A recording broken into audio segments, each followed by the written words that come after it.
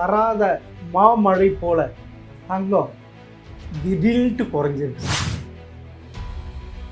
நம்ம இந்தியாவில் குறைஞ்சதை விட பார்த்தீங்கன்னா இன்டர்நேஷ்னல் மார்க்கெட்டில் கிட்டத்தட்ட ஒரு 25% மேலே குறைஞ்சிருக்கு. இப்போ ஈரான் இதெல்லாம் கொஞ்சம் ஆச்சு அதுக்கு முன்னாலே. ஸோ இப்போ அது மாதிரிலாம் இருக்கையில் ஜியோ பொலிட்டிக்கல் டென்ஷன் குறையுது அப்படிங்கையில் அதுக்காகவுமே உங்களுக்கு கோல்டில் முதலீடை கொஞ்சம் குறைப்பாங்க. அமெரிக்கா இன்னொரு நாடோட போர் புரியுது அப்படின்னா அந்த போகும்போது கோல்டு விலை குறையும்.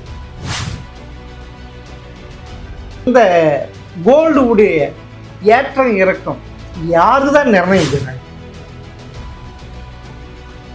ஏன்னா இப்போ இது அவங்களும் நிர்ணயிக்கிறது இல்லை, உலகத்தில் உள்ள கோடானு கோடி முதலீட்டாளர்கள் எல்லாரும் சேர்ந்து நிர்ணயிக்க வர்றாங்க கோல்டனுடைய பிரைஸை.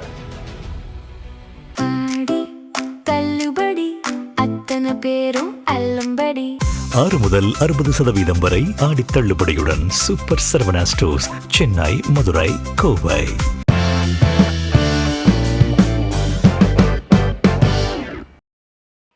ஜெம்டிவி நேயர்களுக்கு வணக்கம். பிரகலா வெல்த் பிரைவேட் லிமிடெட் நிறுவனர் மற்றும் பொருளாதார நிபுணர் சொக்கலிங்க பழனியப்பன் அவரை சந்திப்பவர்.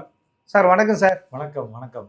என்ன சார், வராத மாமழை போல தங்கம் திடீர்னு குறைஞ்சிருக்கு சார். இது எப்படி, என்ன அதிசயம்? நம்ம இந்தியாவில் குறைஞ்சதை விட பார்த்தீங்கன்னா இன்டர்நேஷ்னல் மார்க்கெட்டில் கிட்டத்தட்ட ஒரு 25% மேலே குறைஞ்சிருக்கு.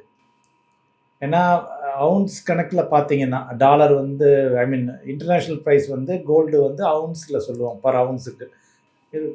பர் அவுன்ஸு $5,600 வரைக்கும் இருந்துச்சு. $5,595 எக்ஸாக்டாக. இப்போ நம்ம பேசையில் $4,155 இருக்குது. ஏறக்குறைய $1,000 குறைஞ்சிருச்சு. ஆமாம் ஆமாம், 1000க்கு மேலே. ஆமாம், $1,250 குறைஞ்சிருக்கு. கிட்டத்தட்ட பெர்சன்டேஜ் சதவீதத்தில் பார்த்தீங்கன்னா 25% மேலே குறைஞ்சிருக்கு இன்டர்நேஷ்னலி. இது எதனால் அப்படின்னு பார்த்தீங்கன்னா பல காரணங்கள். ஜியோ பொலிட்டிக்கல் டென்ஷன் அது கொஞ்சம் ஈஸாக இருக்குது. டாலர் எப்போவுமே டாலர் ஸ்ட்ரென்தன் ஆச்சுன்னா கோல்டு ப்ரைஸ் யூஸ்வலாக இன்ட்ரெஸ்ட் ரேட்டு ஏறிச்சுன்னா கோல்டு ப்ரைஸ் குறையும். அதே மாதிரி டாலர் ஸ்ட்ரென்தன் ஆச்சுன்னா நம்ம எமர்ஜிங் மார்க்கெட்டுக்கெல்லாம் கோல்டு ப்ரைஸ் ஏறும்.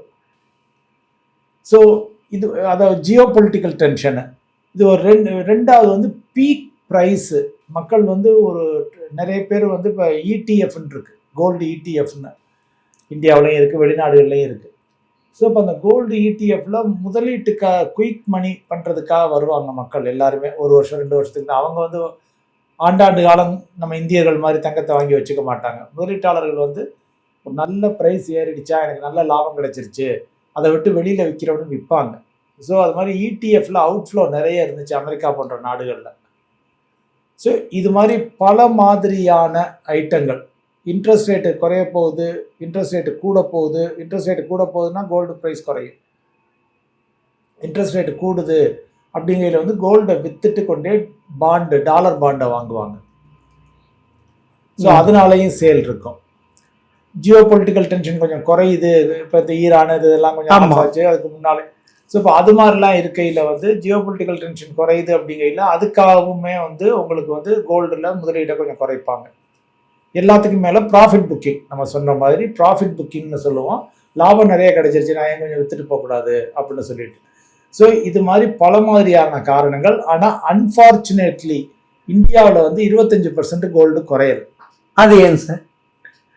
2 ரீசன்.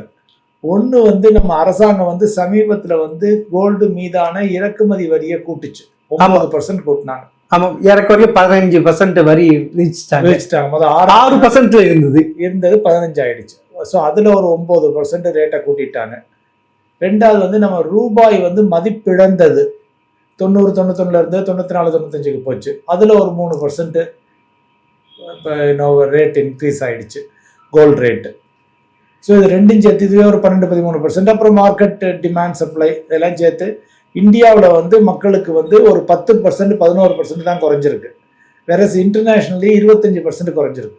அப்பனா அந்த 25% குறைஞ்சிருந்தா ஏறக்குறைய ஒரு சவரன் ஒரு 80,000க்கு வந்திருக்கும். 90,000 80,000க்கு 80,000 வந்திருக்கும். 90,000ன்னு வச்சுங்களேன், ஒரு 1,00,000 கீழே, 1,00,000 அதுதான் 1,00,000 கீழே உறுதியா வந்திருக்கும். ஸோ இப்பவுமே இப்ப ஒரு எக்ஸாம்பிள், அரசாங்கம் வந்து பெட்ரோல் டீசலுக்கெல்லாம் ரேட் ஏத்துனாங்க. ஆமா, ஏத்திட்டு இப்ப கொஞ்சம் கொஞ்சமா குறைக்க ஆரம்பிச்சிருக்காங்க. அதே மாதிரி எங்களுக்கு சிச்சுவேஷன் ஓகேவாயிடுச்சு, நாங்க தங்கத்துக்கும் இம்போர்ட் டியூட்டியை பழைய மாதிரி 6%க்கே கொண்டு போயிடுறோம் அப்படின்னு ஒரு 3 மாசத்துலயோ 6 மாசத்துலயோ செஞ்சாங்கன்னா அந்த ஒரு 9-10% விழுக்காடு வருவதற்கான வாய்ப்புகள் உள்ளது. அப்போனா நீங்க சொல்ற மாதிரி பாத்தீங்கன்னா அந்த 20% இந்த இது டாக்ஸ் குறைச்சிட்டா நீங்க சொல்ற பாத்தீங்கன்னா அந்த 80,000 கிட்ட வந்து நிக்கலாம். அட்லீஸ்ட் ₹1,00,000 கீழே வரும்.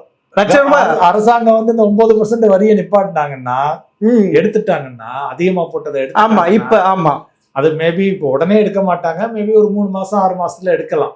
அப்படி எடுத்தாங்கன்னா டெஃபினட்டா ₹1,00,000 கீழே வந்துடும். இல்ல இப்ப வந்து ஒரு லாட்டா 200 லிட்டர் பெட்ரோல் வாங்கக்கூடாது, 200 லிட்டர் டீசல் வாங்கக்கூடாது அப்படிலாம் கண்டிஷன் போட்டாங்க. அதே மாதிரி எல்பிஜி வருஷத்துக்கு இவ்வளவுதான் புக் பண்ணும், 45 நாள். இப்ப அந்த கண்டிஷன்லாம் எல்லாம் வாபஸ் பேக் ஆகிட்டாங்க. கமர்ஷியல் சிலிண்டர் ரேட்டை குறைக்க ஆரம்பிச்சுட்டாங்க. ஸோ எல்லாமே ஆயிடுச்சு இல்லையா? அதே மாதிரி கொஞ்சம் நம்மளுடைய இப்போ வந்து $670 பில்லியன் நினைக்கிறேன், $700 பில்லியன் குறைஞ்ச ரிசர்வ் இருக்கு.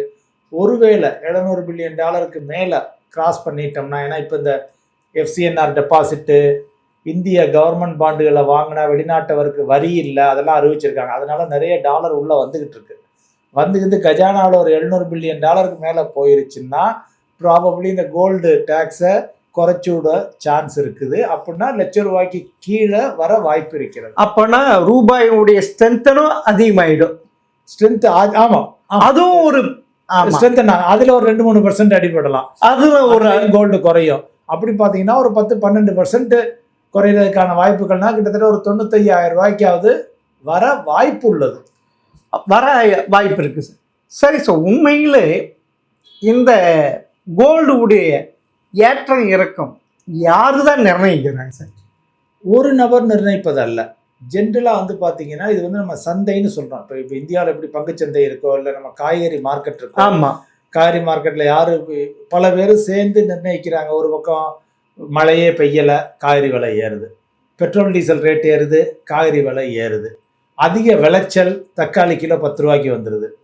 ஸோ இது மாதிரி பல்வேறு ஃபேக்டர்கள் சேர்ந்து தான். அதே மாதிரி இப்போ ப்ராடாக என்னென்ன ஃபேக்டர் வந்து கோல்டுனுடைய விலையை பாதிக்குது அப்படின்னு வந்து பார்த்தீங்கன்னா, மேஜராக வந்து சப்ளை டிமாண்ட் இன்க்ரீஸ் ஆகிக்கிட்டே போச்சுன்னா கோல்டு ப்ரைஸ் ஏற வாய்ப்பு இருக்குது.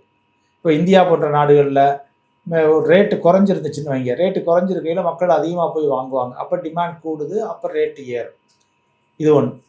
முக்கியமாக வந்து பார்த்தீங்கன்னா டாலர்னுடைய மதிப்பை வச்சு இந்த கோல்டுனுடைய விலை வந்து நிர்ணயமாகுது. இப்போ அமெரிக்காவை முக்கிய பங்கு வகிக்கிறது அப்படின்னு வந்து பார்த்தீங்கன்னா அமெரிக்காவில் இருக்கக்கூடிய வட்டி விகிதம். அமெரிக்க வட்டி, ஏன்னா கோல்டு வந்து இன்வேரியபிளி டாலரில் தான் ட்ரேட் ஆகுது. எப்படி பெட்ரோல் டீசல் டாலரில் நம்ம க்ரூட் ஆயில் வாங்குறோமோ அதே மாதிரி கோல்டும் டாலரில் தான் ஆயிடுச்சு. ஸோ அப்படிங்கையில் இப்போ டாலருக்கு வந்து டாலர் டெபாசிட்டுக்கு, டாலர் பாண்டுகளுக்கு வந்து இன்ட்ரெஸ்ட் விகிதம் ஏறுதுன்னு வைங்க, ஏறிச்சுன்னா கோல்டு விலை சரியும்.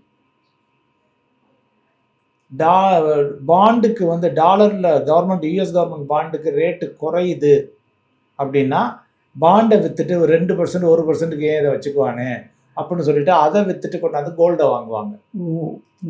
இது தவிர வந்து பார்த்தீங்கன்னா ஃபெடரல், அதை யார் டிசைட் பண்ணுறேன்னா நம்ம ரிசர்வ் பேங்க் மாதிரி அங்கே ஃபெடரல் ரிசர்வ்னு இருக்குது. ஃபெடரல் ரிசர்வ் தான் அதை டிசைட் பண்ணுறாங்க இன்ட்ரெஸ்ட் ரேட்டை. ஸோ அதனால அது ஒரு முக்கிய பங்கு வகிக்குது.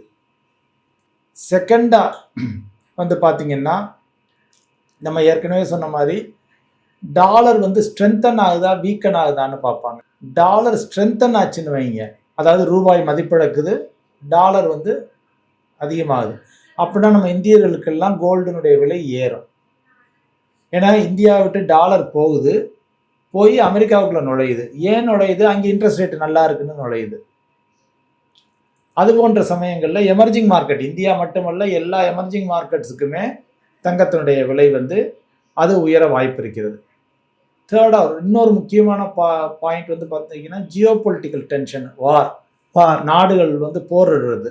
சார் நீங்க போருன்னு சொல்றீங்க, ரஷ்யாவும் உக்ரைன் போரும் நடக்கிறப்ப பெருசா எந்த ஒரு மாற்றமும் ஏற்படல சார். இல்ல, அப்பதான் கோல்டு விலை ஏற ஆரம்பிச்சது. அதான். ஆமா சார். ஆனா பெரிய லெவல்ல ஏற இல்ல, அந்த டயத்துல நல்லாவே கோல்டு ஏறிச்சு. அதுல இருந்து ஏற அந்த 2023ல அங்க இருந்து ஏற ஆரம்பிச்சதுதான் இப்ப இங்க வந்து நிக்குது. ஆமா சார். ஆனா அதுக்கப்புறம் வந்து பாத்தீங்கன்னா அதுல போர்லயும் ஒரு வித்தியாசம் இருக்கு. அமெரிக்கா வந்து போர் தொடுக்குதுன்னு வைங்க, அமெரிக்கா வந்து இன்னொரு நாடோட போர் புரியுது அப்படின்னா அந்த போரும்போது கோல்டு விலை குறையும். கோல்டு விலை குறையுமா சார்? குறையும்.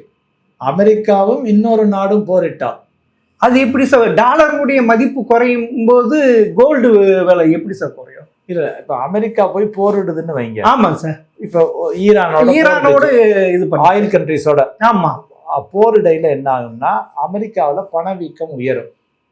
ஆயில் பிரைஸ் ஏறுறதுனால அல்லது அவங்க டிஃபென்ஸ் பட்ஜெட் இன்க்ரீஸ் ஆகிறதுனால இதுக்காகலாம் அமெரிக்காவில் வந்து இன்ஃப்ளேஷன், பணவீக்கம் அதிகரிக்கும். பணவீக்கம் அதிகரித்தால் அங்கே அமெரிக்கா பாண்டுகளுக்கு அவங்க ரேட்டை வசத்தணும். அவங்க ரேட்டை ஏற்றுனா ஆட்டோமேட்டிக்காக கோல்டை விற்றுட்டு எல்லாம் அமெரிக்க பாண்டில் ஒன்றே போடுவாங்க. ஸோ அமெரிக்கா பிற நாடுகளுடன் போரிட்டால் கோல்டு விலை குறையும். அதே இது வேற இரு நாடுகள் போரிட்டால் கோல்டு விலை ஏறும். அப்படி போதாது. ஆனா இந்த ஈரான், இஸ்ரேல், அமெரிக்கா சேர்ந்து அடிச்சப்பதான் 1 lakh போயிடுச்சு 2025 ஆரம்பத்துல போச்சு. ஆமா சார். 2024 மேல அப்புறமா அதுக்கப்புறம் அந்த ஆயில் ரேட்டு ஏற ஏற கோல்டு ரேட்டு இறங்கிடுச்சு. அதுதான் இப்ப 25% மேல. அதாவது அங்க டாலர் அங்க போய் இன்வெஸ்ட்மெண்ட் ஆயிடுச்சு ஆயில். ஏன்னா இப்ப பிரச்சனை என்னன்னா எல்லாம் பயந்து அமெரிக்காவுக்குள்ள டாலர் எடுத்துட்டு போறாங்க. ஒண்ணு. ரெண்டாவது வந்து இந்த பணவீக்கம் அதிகரிச்சா அமெரிக்க டாலர்ல பாண்ட் ரேட்டு இப்ப அவங்க குறைக்கவே இல்லையே. இன்ட்ரெஸ்ட் ரேட்டை இன்னும் ஃபெடரல் ரிசர்வ் வந்து குறைக்கவே இல்லை. ஆமா, ஏத்துனாலும் ஏத்துவோம்னு சொல்லியிருக்காங்க. அதனாலதான் இன்னும் கொஞ்சம் இடையில அடிபட்டது. கோல்டு அடிபட்டதுக்கு இன்னொரு காரணம் வந்து நாங்க ஏத்துனாலும் ஏத்துவோம் இயர் எண்டில் இன்ட்ரெஸ்ட் ரேட்டை அப்படின்னா அந்த ஃபெடரல் ரிசர்வ் சொன்னாங்க. அப்போனா இந்த இயர் எண்டு 2026 அடுத்த 6 monthல இன்ட்ரெஸ்ட் ரேட்டு யூஎஸ்ல ஏத்துனா இன்னும் குறையிறதுக்கு வாய்ப்பு இருக்கு. இன்ட்ரெஸ்ட் ரேட் ஏத்துனாங்கன்னா டெஃபினட்டா கோல்டு குறையும். இப்ப 1,06,000 அதே மாதிரி இருக்கிறப்ப நீங்க சொல்றப்ப நம்ம டாலரு நம்மளுடைய இந்த டாக்ஸ் குறைச்சா 95,000 அப்படின்ட்டு சொல்றீங்க. அப்பனா அதையும் இதையும் கால்குலேட் பண்ண நீங்க சொல்ற மாதிரி ஒரு 90,000 80,000 வர்றதுக்கு வாய்ப்பு இருக்கு இல்ல? குறுகிய காலத்துல வந்தால் ஆச்சரியப்படுவதற்கு இல்லை. இது எல்லாமே சேர்ந்து நடந்துச்சுன்னா எல்லாமே சேர்ந்து நடந்துச்சுன்னா அமெரிக்காவில் இன்ட்ரெஸ்ட் ரேட் குறையணும், இந்திய அரசாங்கம் வந்து அந்த 9% வரியை விலக்க வேண்டும், குறைக்க வேண்டும், நம்மளுடைய ருப்பி வந்து அப்ரிஷியேட் ஆகணும். இதெல்லாம் நடந்துச்சுன்னா தாராளமா ஒரு 90,000க்கோ 85,000க்கோ வர்றதுக்கான வாய்ப்புகள் இருக்கு. ஆனா 2020ல 40,000 ரூபாய் இருந்த ஒரு சவரன் 2025ல பாத்தீங்கன்னா 1 லட்சம் தாண்டி போயிடுச்சா சார்? ஆமா, இந்த 5 வருஷத்துல 1,20,000 ரூபாய், 15,000 ரூபாய், 1,30,000 கூட போயிடுச்சு. இனி சாதாரண மக்கள் குண்டு மணி கூட வாங்க முடியாது அப்படின்ட்டு நிலைமையில இருந்தாங்க. எல்லாருமே பயந்துட்டு இருந்தாங்க இது குறைய போகுது இல்லை குறையுது. ஆனா இனி வந்து ஒரு சவரன் ஸ்டாண்டர்டா 1,14,000 15,000 16,000 இந்த ரேட்ல தான் இருக்குன்னு நினைச்சு பார்த்தேன். ஆனா இன்னைக்கு ஏறக்குறைய 25% குறைஞ்சு போச்சு இல்லை சார்? இன்டர்நேஷனல் லெவல் 1,06,000 வந்துருச்சு, 8,000 அந்த இதுலயே இருக்கு. அப்பன்னா அடுத்த 5 வருஷத்துக்குள்ள எப்படி காலம் நடக்கலாம் இல்லை கோல்டு இது நடக்கலாம். இப்போ ஆனால் ஜென்ரலாக வந்து இப்போ கோல்டுனுடைய லாங் டேர்ம் அவுட்லுக் ஒன்று போடுவாங்க. இதெல்லாம் நம்ம இப்போ சொல்கிறது கூட அந்த ஷார்ட் டேர்ம் அடுத்த ஒரு 6 மாதம் 1 வருஷத்துக்குள்ள நடந்தால் நம்ம கோல்டு இந்தியா. இப்போ லாங் டேர்ம் அவுட்லுக் போடுறது வந்து இப்போ பெரிய பெரிய வங்கிகள் போடுறாங்க, பேங்க்ஸ் எல்லாம். அது நடக்கலாம், நடக்காமலும் போகலாம். பட் இப்போ யூபிஎஸ்ன்னு ஒரு வங்கி, சுவிட்சர்லாந்து வங்கி, அவங்க கொடுத்துருக்க ரிப்போர்ட் வந்து இப்போ அப்ராக்சிமேட்டாக $4,150 அவுன்ஸ் இருக்கு. ஆமாம், அவங்க ஒரு $5,500 வரைக்கும் போகும்னு சொல்கிறாங்க. ஜேபி மோர்கன் சேஸ்ன்னு இன்னொரு பேங்க் வந்து $6,000 வரைக்கும் இன்னும் மேலே போகலாம். $6,000 கொஞ்சம் லாங் டேர்ம் அவுட்லுக்கு. இப்போ அவங்க சொல்கிறதெல்லாம் எதை வச்சு மெயினாக எதன் அடிப்படையில் அப்படின்னு வந்து பார்த்தீங்கன்னா ஏற்கனவே மத்திய ரிசர்வ் வங்கிகள் வாங்கினதுனால தான் ஏறிச்சு ரேட்டு. ஆமா. ஸோ இந்த ஜியோ பொலிட்டிக்கல் டென்ஷன்லாம் இருக்கிறதுனால திருப்பி இன்னும் கொஞ்சம் ரேட்டு குறையில மத்திய ரிசர்வ் வங்கிகள் உள்ள வந்து வாங்கலாம். இந்த ரேட்டு குறையதுனால அவங்க இன்னும் அந்தந்த கண்ட்ரியோட ரிசர்வ் பேங்க் அதை வாங்கி சேவ் பண்ணலாம், இன்னும் கொஞ்சம் சேவ் பண்ணலாம். இப்போ நீங்கள் வந்து இப்போ இந்தியாவில் நம்ம ஓவரால் ஃபாரெக்ஸ் ரிசர்வ் குறைஞ்சிருக்குன்னு சொன்னல. ஆமா. அதுக்கு ஒரு முக்கிய காரணம் வந்து கோல்டு ரிசர்வனுடைய மதிப்பு குறைந்தது. கிட்டத்தட்ட ஒரு 5 பில்லியன் இந்தியா வச்சிருக்க இன்னொரு டென்னதோ வச்சிருக்காங்க. அதனுடைய ஓவரால் வேல்யூ $5 பில்லியன் குறைஞ்சிருக்கு. இப்போ நம்மளா இருந்தா ஐயோன்னு கத்தியிருப்போம். இது கவர்மெண்ட்டுங்கிறத கண்டு அவங்க அமைதியா இருக்காங்க. அவங்களும் ஒன்றும் செய்ய முடியாது. அவங்க கோல்டு லாங் டேர்முக்கு வாங்கி வச்சிருக்காங்க. $4 பில்லியன் $5 பில்லியன் அவங்களுக்கு மதிப்பு குறைஞ்சிருக்கு கோல்டுலேயே, இன்டர்நேஷ்னல் ப்ரைஸ் குறைஞ்சதுனால. ஸோ இப்போ இது மாதிரி குறையில வந்து அவங்க திருப்பி இந்தியா, சீனா, ரஷ்யா, துருக்கி, கத்தார், சிங்கப்பூர், பல நாடுகள், ஆசிய நாடுகள் பல பேரும் வாங்கி கோல்டை சேர்த்துக்கிட்டு இருக்காங்க. ஸோ இப்போ அவங்க திருப்பி மார்க்கெட்டுக்குள்ள நுழைஞ்சாங்கன்னா லாங் டேர்ம்ல நுழைய வாய்ப்பு இருக்கிறது. இந்த ஜியோ பொலிட்டிக்கல் டென்ஷன், ட்ரம்ப் இன்னும் 2 வருஷம் இருப்பார், 2.5 வருஷம் இருப்பார், ஏதாவது கஜாமச்சா பண்ணிக்கிட்டே இருப்பார். அப்படி பண்ணிக்கிட்டே இருக்கையில் ரேட்டுகள் வந்து அதிகரிக்கலாம் அப்படிங்கிறது ஒரு லாங் டேர்ம் வியூவாக இந்த வங்கிகள்லாம் சொல்லியிருக்காங்க. அப்போனா நீங்கள் சொல்கிறது பார்த்தா இந்த கோல்டு ரேட்டு இப்போ இருக்கிறப்ப இந்த கம்மியாக இப்போ வாங்கி சேவ் பண்ணுறது நல்லதான்றீங்களா? ஆமாம், பெஸ்ட்டு வந்து என்ன சாதாரண மக்களுக்கு வந்து, ஏன்னா இப்போ நம்ம இவ்வளவையும் ஒரு சாதாரண மக்கள் போய் நான் ஒரு நகைக்கடையில் போய் நகை எடுக்க போகிறேன் அப்படின்னா அவங்க இவ்வளவையும் திங்க் பண்ண முடியாது. ட்ரம்ப் என்ன பண்ணுவார், ஈரான் என்ன பண்ணுவார், ஆர்பிஐ என்ன பண்ணும், ஃபெடரல் ரிசர்வ் என்ன பண்ணணும். அவங்கள பொறுத்த வரைக்கும் பெஸ்ட்டு மெத்தட் என்ன அப்படின்னு வந்து பார்த்தீங்கன்னா, ரெகுலராக மாதம் ஒரு தொகையை ஒதுக்கி வச்சு கோல்டு வாங்கிக்கிட்டே இருக்கிறது நல்லது. சில பேர் சீட்டு போடுறாங்க. ஆனால் அதில் ஓகே சார், அது மாதிரி எப்படி வேணாலும் நீங்கள் பண்ணீங்கன்னா, அதில் நீங்களே மாதம் ஒரு தொகையை சேமித்து வச்சு மாதம் நான் ஒவ்வொரு கிராம் வாங்கிக்கிறேன், 2 கிராம் வாங்கிக்கிறேன் அப்படின்னு சொல்லி சேமிச்சாங்கன்னா கூட கிராஜுவலாக ஆவரேஜ் பண்ணிக்கிறது பெஸ்ட்டாக இருக்கும். ஆனால் நீங்கள் அதே மாதிரி சொல்கிறப்ப திடீர்னு ஏறுறதுக்கு வாய்ப்பு இருக்குன்னு, அப்போனா அது வேஸ்ட்டு தான் அந்த சேவிங்ஸ். கரெக்டு. பட் என்னென்னா, அதாவது இப்போ இவங்க பேங்குகள் சொல்கிறது, இவங்க ஒரு ரிசர்ச் ரிப்போர்ட் கொடுக்குறாங்க. இது வந்து 100% உண்மையாக இருக்கணுங்கிறதுக்கு அவங்களுக்கே தெரியாது. அவங்க ஒரு பேசிஸை வச்சு சொல்கிறாங்க. ஏன்னா இப்போ இது அவங்களும் நிர்ணயிக்கிறது இல்லை, உலகத்தில் உள்ள கோடானு கோடி முதலீட்டாளர்கள் எல்லாரும் சேர்ந்து நிர்ணயிக்க விடுறாங்க கோல்டனுடைய ப்ரைஸை. அதனால் இதெல்லாம் ஒரு ப்ரிடிக்ஷனு, ஒரு குட் அவுட்லுக்கு கொடுக்குறாங்களே தவிர இப்போ யாரும் இப்போ 25% குறையும்னு சொன்னாங்களா? யாருமே சொல்லலை. யாரும் இல்லை இன்டர்நேஷனல் லெவலில். இல்லை நமது அரசாங்கம் 9% ஏற்றுவாங்கன்னு நினைச்சோமா? யாருமே நினைக்கல. கனவுளோடு நினச்சிருக்க மாட்டாங்க. கோல்டு குறைச்சிட்டாங்க ஐயா அப்படின்னு அத்தோட அன்னைக்கு கதை முடிஞ்சு. திடீர்னு அரசாங்கம் வந்து இன்னைய சுச்சுவேஷனுக்கு நான் 9% ஏற்றிட்டாங்க இந்திய அரசாங்கம். ஸோ அதனால் இது யாரு கையிலையும் இல்லை. உங்களுக்கு லாங் டேர்மில் கோல்டு ரெக்குயர்மெண்ட் அப்படின்னா கிராஜுவலாக வாங்கிக்கோங்க. மாதம் ஒரு ஈவன் கோல்டு ஃபண்டுகள்லாம் கூட இருக்குது, மியூச்சுவல் ஃபண்டுகள்லாம், அது மூலம் வாங்கிக்கலாம், ஆவரேஜ் பண்ணிக்கலாம். அப்புறம் அதை ரிடம்ஷன் பண்ணி எடுத்துகிட்டு போய் மொத்தமாக வாங்கிக்கலாம். அது மாதிரி ஒரு ஆப்ஷன் இருக்குது. இல்லை இப்போ எனக்கு ஒரு 3 மாதம் 6 மாதத்தில் தேவைப்பட போகுது அப்படின்னா ஓகே, இப்போ உள்ள ரேட்டு நல்லா ஓரளவு குறைவாக தான் இருக்குது, எனக்கு அடுத்த மாதம் தேவை அப்படின்னா இப்போ வாங்கிக்க வேண்டியதுதான். ஆனால் அது ஜுவல்லரியாக வாங்குறது பெஸ்ட்டாக இல்லை காயினாக வாங்குறது பெஸ்ட்டாக? எப்படி வாங்கினா பெஸ்ட்டு சார்? இல்லை, மோஸ்ட் ஆஃப் த மக்கள் வந்து பார்த்தீங்கன்னா பெஸ்ட்டுங்கிறது வந்து ஜுவல்லரி வாங்காமல் இருக்கிறது நல்லது. செய்கூலி சேதாரம் அது டேக்ஸ் இருக்கு, ஜிஎஸ்டி அதெல்லாம் நிறைய இருக்குல்ல. முதலீட்டுக்காக வாங்குறவங்க பெஸ்ட்டாக வந்து மியூச்சுவல் ஃபண்டு மூலம் போயிடலாம், இடிஎஃப் மூலம் போயிடலாம், கோல்டு ஃபண்டுகளே இருக்குது, அது மூலம் போயிடலாம் பெஸ்ட்டு. இப்போ வந்து சாதாரண மக்கள், middle class, lower middle class, அவங்களெல்லாம் வந்து பார்த்தீங்கன்னா அவங்களுக்கு வந்து ஆபரணங்கள் மேலே மோகம் அதிகம். ரெண்டாவது, அவங்க வாங்குறது வந்து நான் என்னைக்காச்சும் போய் பிளட்ஜ் பண்ணிக்கணும் அப்படின்னு சொல்லி வாங்குறாங்க. கிராமப்புறத்தில் போய் அதை நான் அடகு வச்சுக்கணும், ஒரு வங்கியிலையோ ஒரு நிதி நிறுவனத்திலையோ போய் அடகு வைக்கணும் அப்படின்னு சொல்லி வாங்குறாங்க. ஸோ அப்படிங்கையில் வந்து அவங்க வந்து அது middle class, lower middle class வந்து நான் அதை அடகு வைக்கணும்னு நினைக்கிறவங்க கழுத்துல எமர்ஜென்சிக்கு இப்போ வச்சு இப்படி வாங்கிக்கிறேன், நான் கழுத்துலையும் போட்டுக்கணும், ஒரு விசேஷத்துக்கு போகிறேன் நான் கழுத்தில் காதில் போட்டுக்கணும் அப்படின்னு நினைக்கிறவங்களுக்கு ஆபரணங்கள் பெட்டராக இருக்கும். வெரஸ் முதலீட்டுக்காக நான் வாங்குறேன் அப்படிங்கிறவங்களுக்கு வந்து பெஸ்ட்டு வந்து மியூச்சுவல் ஃபண்டுகள் தான். Gold mutual fund, silver mutual fund எல்லாமே இருக்குது.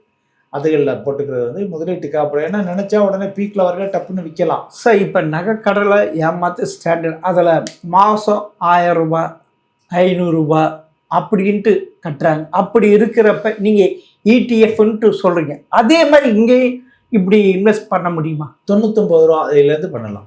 99 ரூபாயிலிருந்து மாதம் 99 ரூபா போட்டாங்கன்னா போதும்.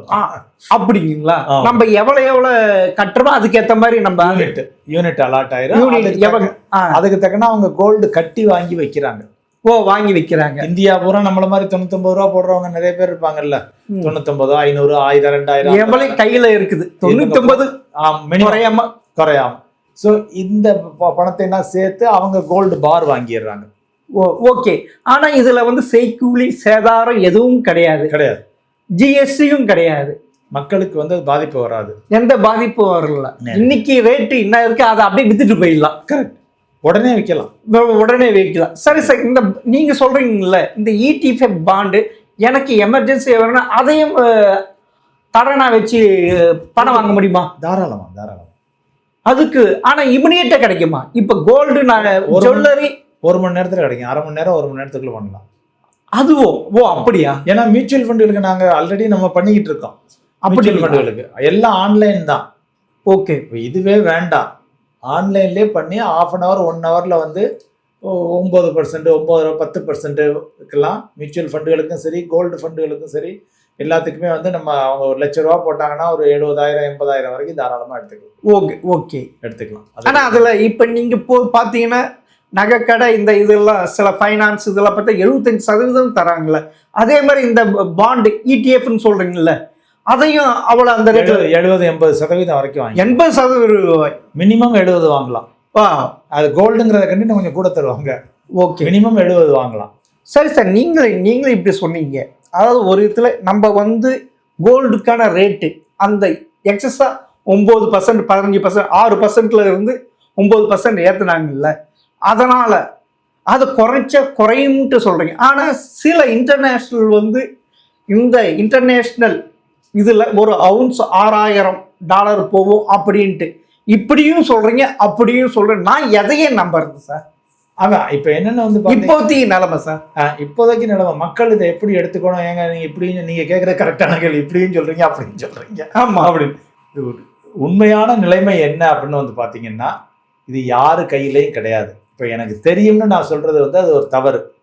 இப்படியும் போகலாம், அப்படியும் போகலாம். அப்போ வந்து இதுக்கு நம்ம பெஸ்ட் மெத்தட் என்ன, அதைத்தான் நம்ம சொல்லிக் கொடுக்கலாமே தவிர, இன்னைக்கு போய் ஓகே இதுக்கு மேலே கோல்டு ஏறப்போகுது நீங்கள் போய் வாங்கிக்கங்க அப்படின்னா மக்கள் போய் உடனே வாங்கிடுவாங்க. பட் நம்ம கேரண்டி கொடுக்க முடியாது. ஏன்னா இது நம்ம கையில் இல்லை. நாளைக்கு அரசாங்கம் வந்து என்ன நினைக்குது, மத்திய அரசாங்கம் என்ன நினைக்குதுங்கிற அவங்களுடைய மைண்டை நம்மளால் ரீட் பண்ண முடியாது. நாளைக்கு 9% நாங்கள் தூக்கிட்டோம்னு சொல்கிறாங்கன்னு இங்கே நிர்மலா சீதாராமன் மேடம் உடனே சொன்னாங்கன்னா டபடபடோன்னு இங்கே 9,000 ரூபா குறைஞ்சிடும் சவரனுக்கு. ஆனால் நம்ம டாலரில் தான் அதுவும் பர்ச்சேஸ் பண்ணுறோம். அதாவது ஆயில், க்ரூட் ஆயில் அதிகமாக டாலர் கொடுக்குறோம். அதுக்கு நெக்ஸ்ட்டு கோல்டு இம்போர்ட் பண்ணுறதுக்கு அந்த இது பண்ணுறோம். ஆனால் இப்போ வந்து டாலர் தான் நல்ல ஸ்ட்ரென்தன் ஆகிருக்கு. இது இருக்கு, பேரலுடைய க்ரூட் ஆயிலும் குறைஞ்சி போச்சு. அப்படி இருக்கப்ப இனி வந்து கோல்டில் இன்வெஸ்ட் அந்த டாலர் இது பண்ணலாம். அப்போனா இது குறையிறதுக்கு வாய்ப்பு இருக்குல்ல. பணம் வீக்கம் அதிகமாக்கும், டாலருடைய இதுவும் அதிகமாக இருக்குல்ல. அதான் இப்போ ஷார்ட் டேர்மில் வந்து உங்களுக்கு வந்து குறைவதற்கு வாய்ப்பு இருக்கிறது. ஷார்ட் டேர்ம்னா ஒரு அடுத்த 6 மாதம் 3 மாதம் 6 மாதம் இருக்கு. நீங்க சொல்ற மாதிரி 95,000க்கு வர்றதுக்கு வாய்ப்பு இருக்கு. இதெல்லாம் சேர்ந்து நடந்துச்சுன்னா 6 மாசத்துல. ஆமா, நமது மத்திய அரசாங்கம் 9% வரியை குறைக்கணும், ருப்பி அப்ரிஷியேட் ஆகணும், ஸ்ட்ரென்தன் ஆகணும், ஃபெடரல் ரிசர்வ் இன்ட்ரெஸ்ட் ரேட்டை ஏற்றணும், அமெரிக்க ஃபெடரல் ரிசர்வ் அவங்க இதெல்லாம் நடந்துச்சுன்னா ஒரு 95,000 ரூபாய்க்கு வர்றதுக்கு 90-95,000க்கு வர்றதுக்கு தாராளமாக வாய்ப்பு இருக்கிறது. But at the same time long டேர்மில் போக போக அமெரிக்காவை விட்டு பல நாடுகள் கொஞ்சம் தூரம் போகிறத கண்டு இந்த சின்ன சின்ன நாடுகள் இவங்க எல்லாருமே வந்து கோல்டில் முதலீடு செய்கிறாங்க. இப்போ இடையில நிப்பாட்டி வச்சுருக்காங்க. திருப்பி ஒருவேளை அவங்க ஆரம்பித்தாங்கன்னா இந்த கோல்டு விலை திருப்பி ஏற ஆரம்பிக்கும். அதனால வந்து பெஸ்ட் மெத்தட் அப்படின்னு வந்து பார்த்தீங்கன்னா ரெகுலராக ஒரு போர்ஷனை கோல்டில் வாங்கிட்டு இருக்குது தேவைப்படுறவங்க. இன்னைக்கு ஏறுமா இறங்குமான்னு யோசிக்கிறத விட அது ஆவரேஜ் பண்ணி வாங்கிக்கிறது வந்து எனக்கு வேண்டாம் உனக்கு வேண்டாம், 90,000 ரூபாய்க்கு நான் வாங்கலை, 1,10,000 ரூபாய்க்கு வாங்கலை, ஒரு 95,000 லட்சம் ரூபாய்க்கு வாங்கினா சந்தோஷம் தானே. ஆமா சார், எவ்வளவு குறைஞ்சிருக்குல்ல. இப்படி போனாலும் சரி, அப்படி போனாலும் சரி. ஏறக்குறைய 30,000 கிட்ட சேவ் ஆகுது. ஸோ அதனால வந்து அந்த மாதிரி மெத்தட்ல போயிடுறது. ஆவரேஜ் பண்ணிக்கிறது வந்து ஒரு சாதாரண மனிதனுக்கு ரொம்ப மூளையை போட்டு குறைஞ்சிக்க வேண்டாம். இதுதான் லோவா, இதை விட லோ ஆகுமா, இதுதான் ஹையா, இதை விட ஹையாகுமான்னு நம்ம யோசிக்கவே வேண்டாம். ஆவரேஜிங் வந்து ஒரு ஒரு முட்டாள்தனமான முதலீடு முறை. பட் ஆனால் இட் ஒர்க்ஸ் பெஸ்ட். நம்ம இது மியூச்சுவல் ஃபண்டுகளில் எஸ்ஐபி சொல்கிறோம்ல, அது என்ன பண்ணுறோம், ஆவரேஜ் பண்ணிக்கிட்டே தான் இருக்கோம். இறங்கினாலும் வாங்குறோம், ஏறினாலும் வாங்குறோம். அப்படிங்கிற லாங் டேர்மில் ரிட்டர்ன் நல்லா வந்துடும். ஸோ அப்படி மக்கள் வந்து எப்படி மேனேஜ் பண்ண நம்ம சொல்லித்தரலாமே தவிர, இதுதான் லோ ரேட்டு, இதுதான் ஹை ரேட்டுன்னு சொல்ல என்கிட்ட கேப்பபிலிட்டி இல்லை. பல பேரால் யாராலையுமே முடியாது. அப்படி சொல்கிறாங்கன்னா அவங்க நடிக்கிறாங்கன்னு அர்த்தம். அப்போனா நீங்கள் சொல்கிற பொருள் பார்த்தீங்கன்னா, இப்போ லாட்டாக கோல்டு வாங்காமல் ஜுவல்லரி வாங்க இன்னும் ஒரு 6 மாதம் பொறுத்து வாங்கினா இன்னும் கோல்டு ரேட்டு குறையிறதுக்கு வாய்ப்பு இருக்குன்றீங்க. இதெல்லாம் நடந்துச்சுன்னா வாய்ப்பு இருக்கிறது. பெஸ்ட்டு வந்து நான் சொல்கிறது வந்து பெஸ்ட்டு வந்து நீங்கள் கிராஜுவலாக வாங்கிக்கோங்க. ஒரு சமயம் அப்படி தேவை இருந்துச்சுன்னா மொத்தமாக போய் வாங்க, பிரச்சனை இல்லை. எனக்கு தேவை இல்லை, நீண்ட காலத்துல தான் எனக்கு தேவை இருக்கு அப்படிங்கல கிராஜுவலா மாதம் மாதம் முதலீடு பண்ணி. இல்லை, இனி வந்து ரிசர்வ் பேங்க் இப்போ விலை குறைஞ்சிருக்கு, எல்லாமே ஆல் இந்த கண்ட்ரியில் இருக்க ரிசர்வ் பேங்க் வந்து கோல்டு வாங்க ஆரம்பிச்சுன்னா திரும்பியும் பழைய குருடி கதவு திரடின்ட்டு 1,30,000 மேலே போகிறதுக்கும் வாய்ப்பு இருக்குல்ல. போகிறதுக்கு வாய்ப்பு இருக்கு. இப்போ உடனடியாக நடக்காது அப்படிங்கிறது தான் ஒரு ஒரு உத்தேசம்.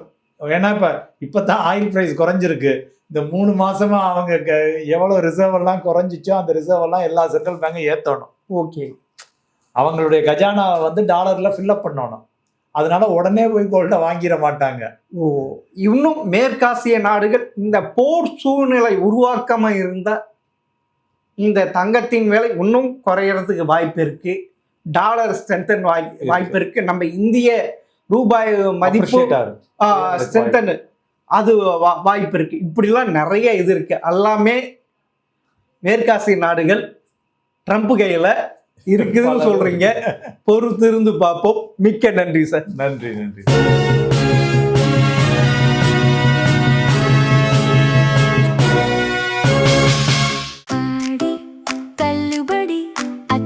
பேரும் அல்லம்படி 6 முதல் 60% வரை ஆடி தள்ளுபடியுடன் சூப்பர் சரவணா ஸ்டோர்ஸ், சென்னை, மதுரை, கோவை.